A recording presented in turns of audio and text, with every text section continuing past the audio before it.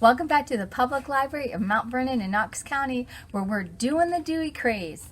This week we're celebrating Dewey's number 684. That's the woodworking section. I was surprised to find we had a lot of books on woodworking. Let me point some of these out. We've got woodworking projects for the great outdoors. We've got router techniques. We've got Spielman's original scroll saw patterns. Bob Vila's workshop. Beautiful wooden gifts you can make in a weekend. We've got the complete manual of woodworking. Down here, we've got measure once. No, measure twice, cut once. You can tell I don't work with woodworking very much.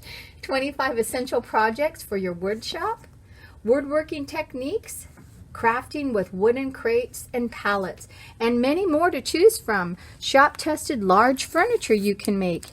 Handcrafted. We've got quite an array of books that you can check out. So come be a part of that Dewey craze at 684 of your Public Library of Mount Vernon and Knox County.